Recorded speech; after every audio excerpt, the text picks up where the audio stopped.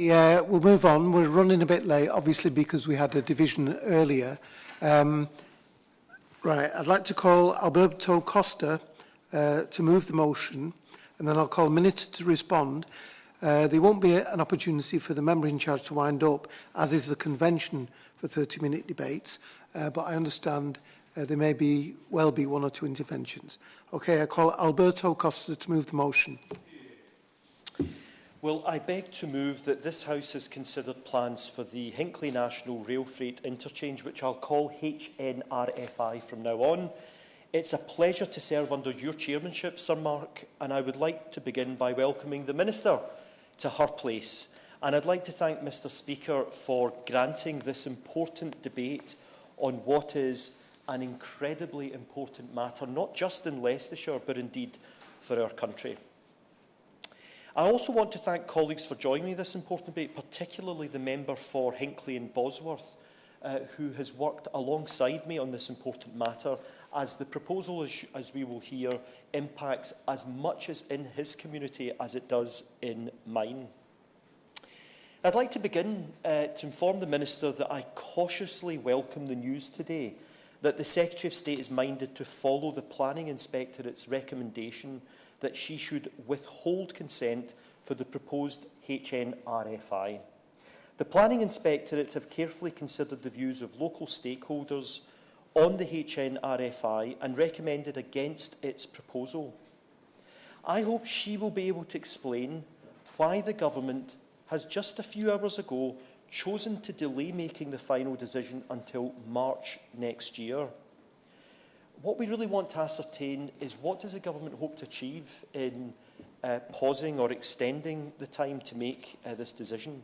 And I would say at the very outset that one of my principal asks would be to meet with the Minister or any of her colleagues, along with the Honourable Member for Hinckley and Bosworth, to discuss the process of the matter. I appreciate that she can't discuss in a meeting the specifics of the case because it's a quasi-judicial role that the Minister has, but we would appreciate a follow-up meeting to discuss process.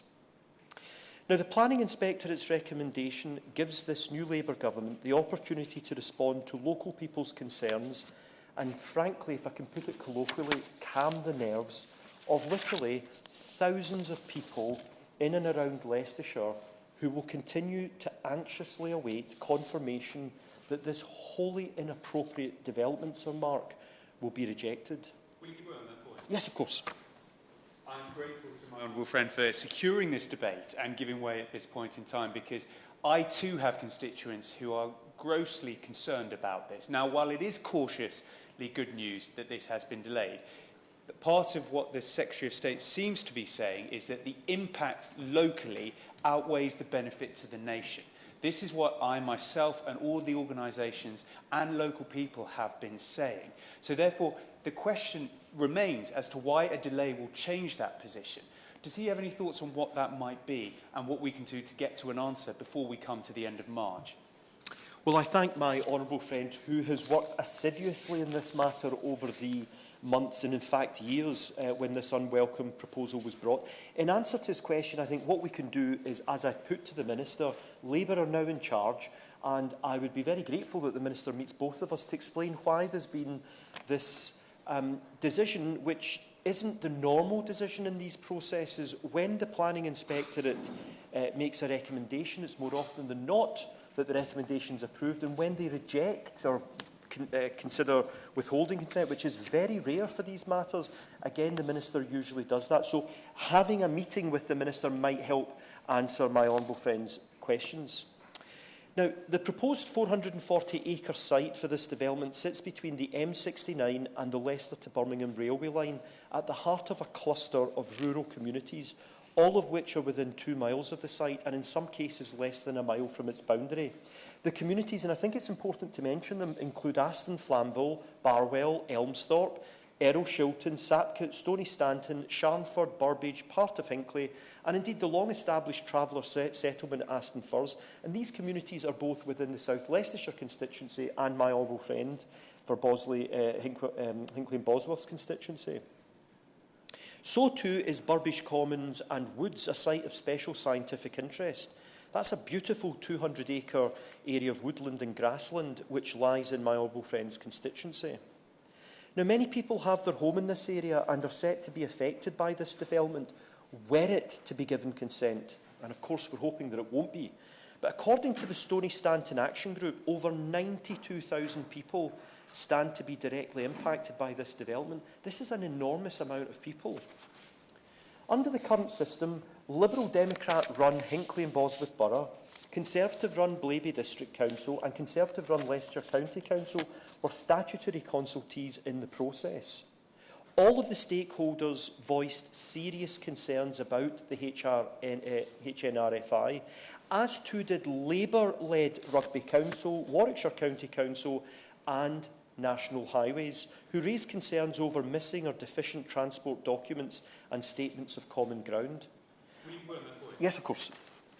For me, in looking at this whole project, that was the key deficit when we made our appeal to the inspector. And it seems like that's been upheld because although there's the environmental impact, although there's the infrastructure impact, which will help our communities, the fundamental basis was the premise of what was being put forward was faulty because the information simply wasn't there, deficit, and there was a hostile approach, which was named by some of these statutory bodies, in the way in which getting information out was really difficult. So does he believe that this is the reason we should not go ahead? Because you can't even make a judgment call on this basis, which fits with what the planning inspector have come out to say, that this shouldn't go ahead. I entirely agree with my honourable friends, and there's no surprise in that because both of us have worked so assiduously over the years on this particular matter, particularly behind the scenes, when we've highlighted to previous government ministers the very issues that my honourable friend has raised.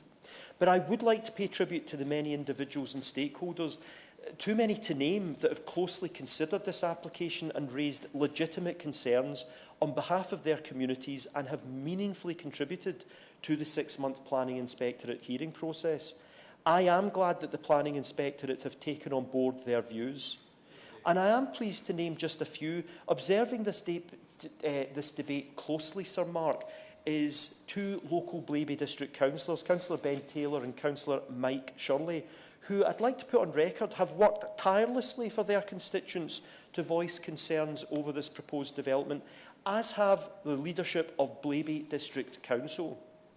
Now, there are many local groups too, such as Friends of Narborough Station, Stony Stanton Action Group, the Save Burbage Common Group and Elmthorpe Stands Together, to name just a few, who have brought their unique expertise and local knowledge to help illustrate why this proposal is wholly inappropriate. This development was unpopular from the outset, and I issued a survey to constituents living within the vicinity, and out of nearly 6,000 surveys sent, I had a very high response rate of 27%, and an overwhelming 94.5% of respondents opposed the proposals. Now, many of the villages closest to the proposed site are rural in nature, and therefore there are widespread and legitimate concerns that local country roads will become too busy with traffic leading to gridlock in these village centres and cause a safety issue, which is, of course, has been correctly highlighted by the Planning Inspectorate. The applicant did not give enough consideration to this issue, in part because of poorly conducted traffic assessments, incorrect modelling and inadequate mitigations. Whilst the proposed location of HRNIFI is in the so-called Golden Triangle, constituents in Hinckley and Bosworth and in my South Leicestershire constituency frequently write to their respective MPs to raise concern about what is frankly gross overdevelopment of commercial areas in our development. This isn't a question of NIMBYism. If you look at the map of this part of Leicestershire, the Minister will see an enormous amount of housing and commercial developments. Indeed, Magna Park, which is a huge logistics park and at one time the largest in Europe, only a few miles away from this proposed development, is shortly to regain the title of one of Europe's largest logistics parks. It's currently doubling in size with 13.1 million square feet of floor space across 47 enormous warehouses. At what point, I would ask the Minister, would the Minister agree that overdevelopment, not NIMBYism, overdevelopment has gone too far in constituencies like South Leicestershire and the adjoining area? And I would ask politely if the Minister's able to expand on why the Secretary of State requires an extension when there is overwhelming evidence, as the Planning Inspectorate report seems to suggest, that this development should not go ahead. Yes, of course. I'm grateful for he's making some fantastic points, but one of the key points, and thanks, is the Planning Inspectorate. Many of the public felt that this was a done deal and this is something that's done to them. Can I thank the Planning Inspectorate for seeing that they are now minded to refuse consent, to listen to the fact that our communities have been heard because we know the deficits, we've seen the deficits, and now prove those deficits. And I would hope that that will go some way to the Secretary of State making that decision. But there is that anxiety now with this very unusual delay for several months. I'd be interested to know in the Minister, when she's winding up, how we can allay the fears that this is going to be ridden roughshod over, given the unusual nature of what we have in place. I entirely agree, which is why I think it was important to put on record at the outset that there is still anxiety among thousands of Leicestershire residents saying, well, if the Planning Inspectorate have said withhold consent, why has it not been done? But I would like to assist the Government because the draft National Policy Statement for National Networks reads that whilst there may be a natural clustering of SRFI proposals in the distribution heartland of the nation, consideration should be given to proposals for SRFIs in areas where there is currently lesser provision. After all, with these SRFIs, developers purportedly argue that tens of thousands of jobs can come with them. So why not put them in areas where there are less provision? And I would like the Minister in her response to outline what consideration the Secretary of State might give to putting SRFIs, as I say, in areas with less provision. Now, my honourable friend Hinckley and myself are generally supportive of appropriate commercial developments in our constituencies. But as we've indicated, South Leicestershire and that part of Leicestershire as a whole already takes its fair share of large-scale commercial developments. Indeed, there's another unwelcome proposal just a few weeks ago put on the table for having enormous warehousing to the east of Lutterworth under what's called Lutterworth East commercial area. So it's not just the rail-free interchange, and I appreciate the Minister does not have responsibility for what I've just mentioned, but the point that I wish to highlight is that there is ongoing crossover development in that area. We already have Daventry International Rail Freight Terminal just 18 miles away from the HRFI site, 4 national rail hubs within 45 miles, and Northampton Gateway Rail Freight Interchange just 31 miles away. And I think, having looked at the record, I think it's important just to analyse the damage that having a cluster can actually do. Local planning is one of the most contentious issues that any MP, and the Minister will understand this, deals with in their casework, but it's also one in which, as MPs, we have least power or authority and no formal role in the planning decision-making. And rightly so, because most planning decisions are made by locally elected and locally accountable councillors. However, in the case of the Hinckley National Rail Freight Interchange, because it's categorised as nationally significant infrastructure project, these are matters which are ultimately decided by the Minister and her team. In other words, unlike most planning decisions which are approved or rejected at local authority level, these matters go ultimately to senior ministers to decide. Now, of course, one of the key national objectives of rail freight interchanges is to get freight off the roads and onto rail tracks and reap the environmental and cost-saving benefits of doing so. And I'm sure the Minister and I will agree that that is something that we would welcome, but it's very important that we don't have the wool pulled over our eyes and see rail freight interchange proposals actually as a fig leaf for just another excuse for enormous warehousing.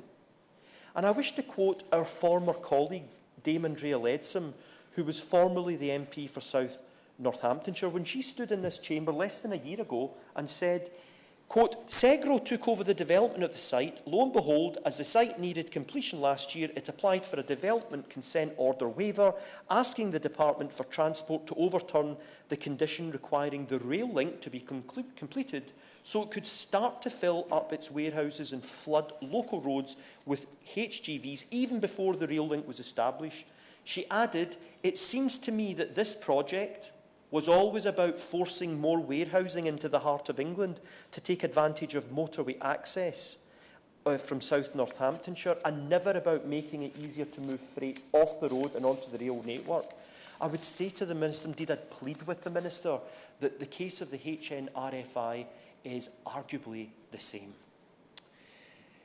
Now, what is it that I would suggest to the Minister that the new Labour government can proactively look at? I think that the issue that the Labour government should look at is the lack of a proper national framework policy. That's something that other colleagues and I have raised many times before.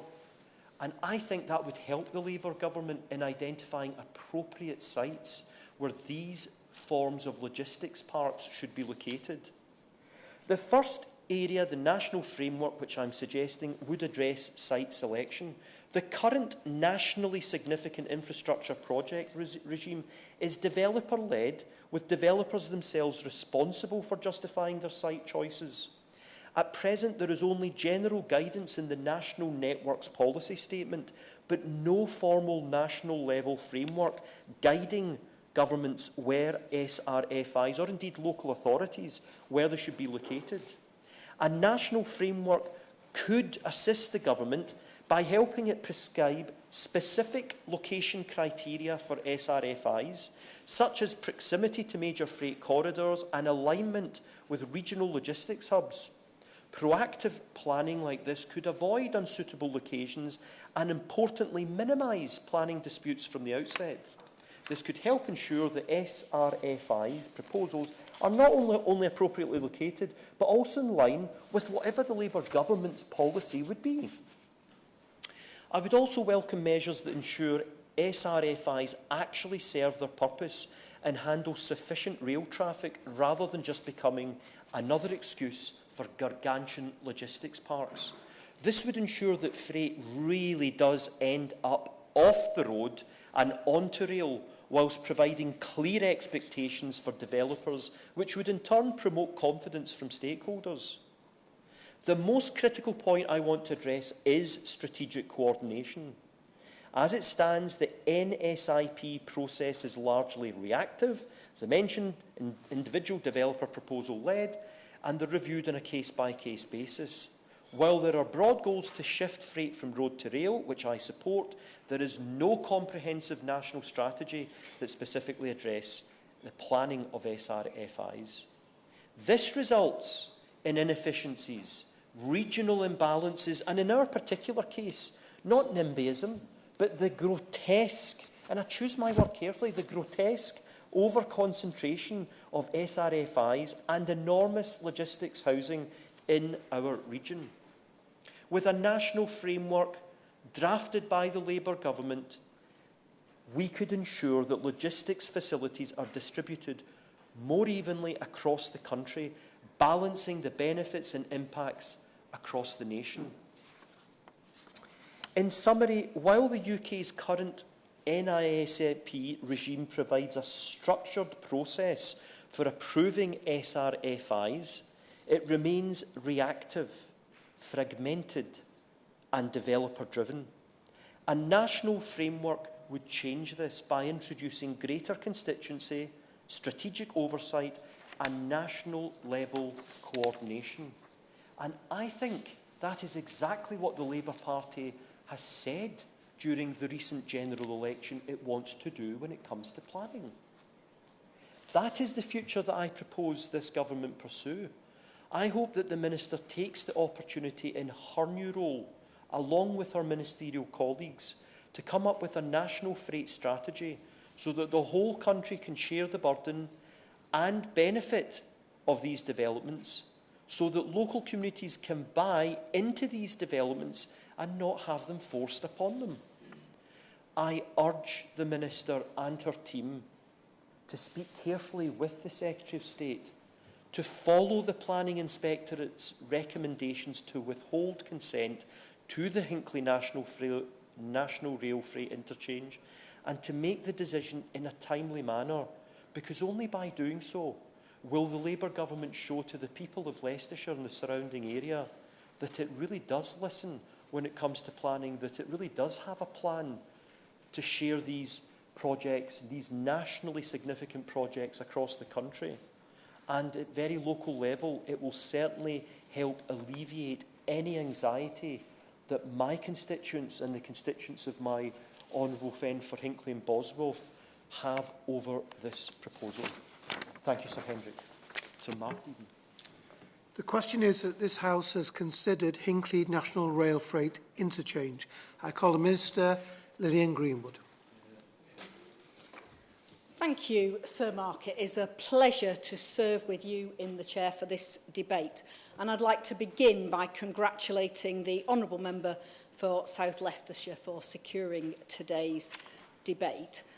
I'd also like to thank him for, and others here today. I'm afraid the Honourable Member for Hinckley and Bosworth is temporarily not in the room for their engagement on this matter so far. I'm aware that the Honourable Member wrote to my department and has previously tabled other debates to express concerns about this scheme, which is a nationally significant rail freight interchange infrastructure project located partly in his constituency in Leicestershire and indeed that of... Can I just let the Minister know that the member concerned did apologise and he was urgent, they had to leave. Absolutely. Yeah. Honourable friend.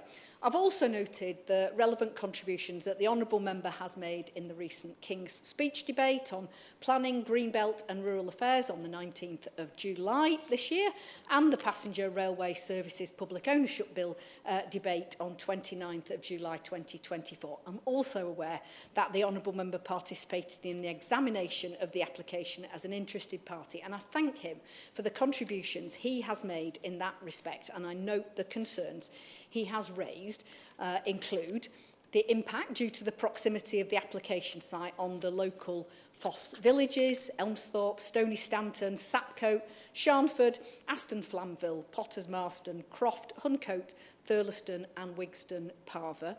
Impacts from an increase in heavy goods vehicles on the local road network, the lack of a national strategy for the location of logistics parks, the proximity of other rail freight interchanges, public engagement on the application, the impact and delays at Narborough Railway Station and level crossing, and very clearly the impacts on Burbage, Common and Wood Local Nature Reserve located in the neighbouring Hinckley and Bosworth constituency, and the impact on local amenities as a result of increased job opportunities. I'm also aware of the petition he presented to Parliament in October last year on behalf of local residents of the constituency of South Leicestershire. Both he and the Honourable Member for Hinckley and Bosworth have once again represented their constituents' concerns very effectively here today. The application for the Hinckley National Rail Freight Interchange Development Consent Order was made under the Planning Act 2008. Under this Act, the Secretary of State for Transport has a quasi-judicial role in issuing decisions on applications for development consent orders for strategic rail freight interchanges, provided they meet certain threshold conditions set out in the Act. Following the examination of the application by the Planning Inspectorate's examining authority, the Secretary of State received the report containing its recommendation on the 10th of June this year. As the Honourable Member acknowledged, the Secretary of State issued a minded to refuse letter this morning, having carefully considered the examining authority's report. Her letter sets out that while she is minded to agree with the examining authority's recommendation to refuse the application, she wishes to first gather further information on certain matters.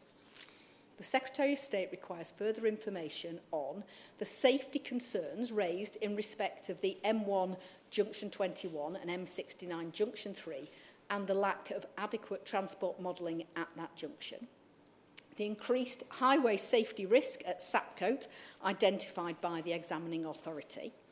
The concerns raised by the examining authority on the impact on Narborough level crossing, particularly the impact on people who might find using a stepped footbridge difficult.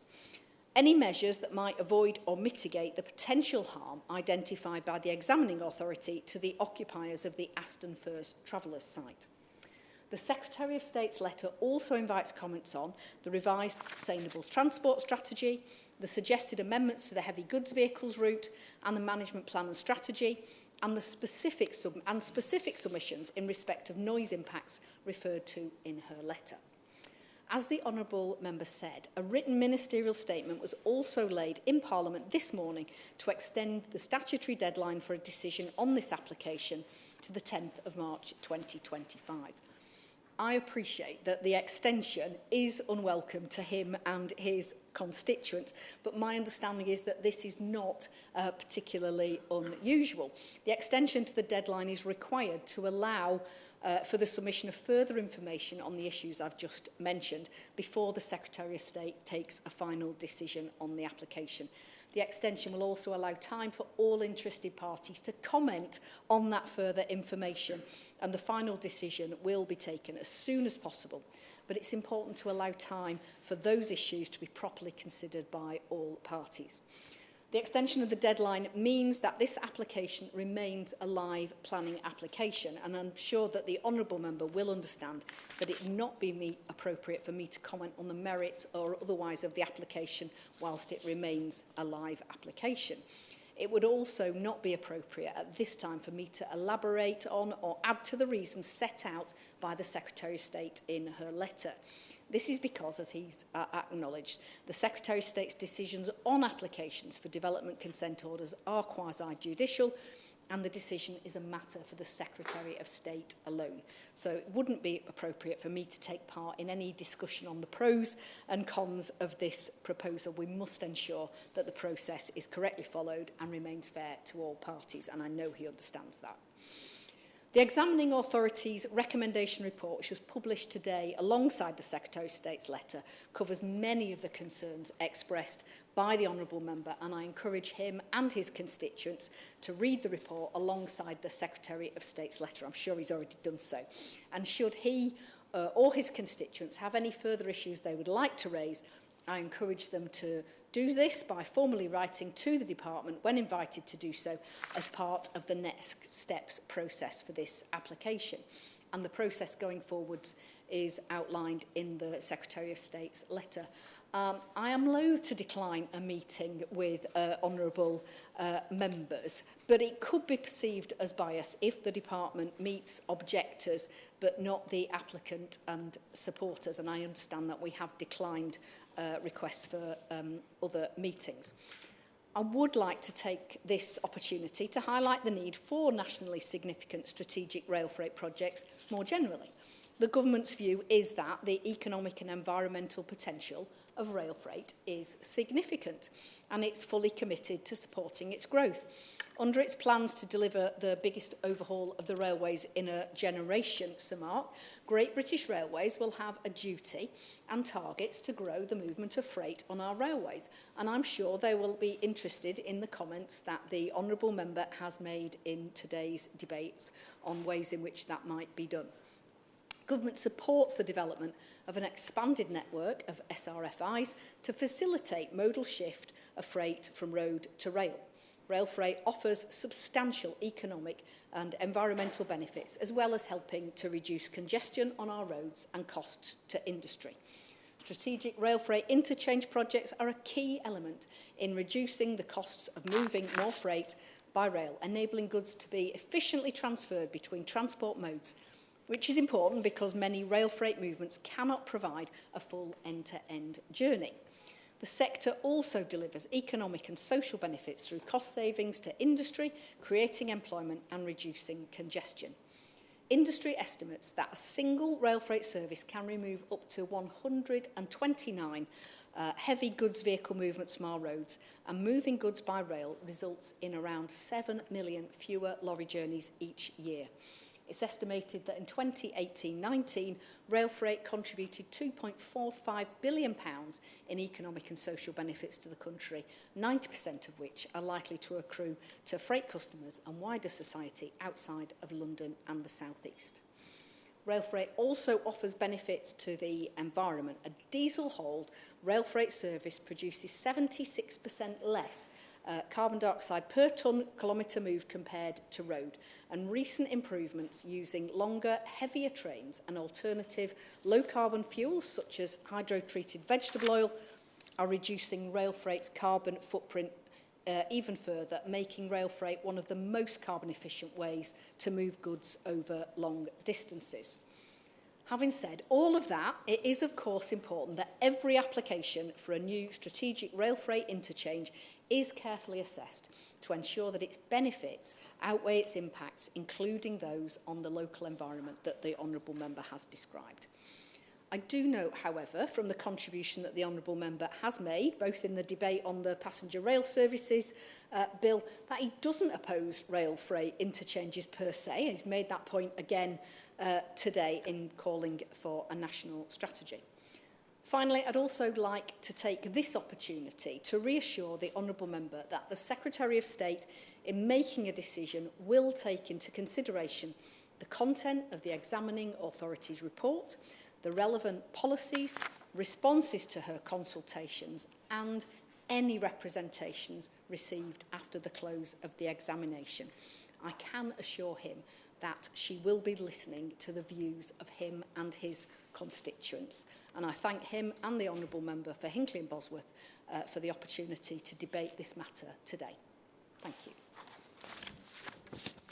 Okay, thank you, Minister. The question is that this House considered Hinckley National Rail Freight Interchange. As many as are of that opinion say aye. The contrary, no. The ayes have it. The ayes have it. Order, order. We can now move on to the next debate. Thank you, everyone.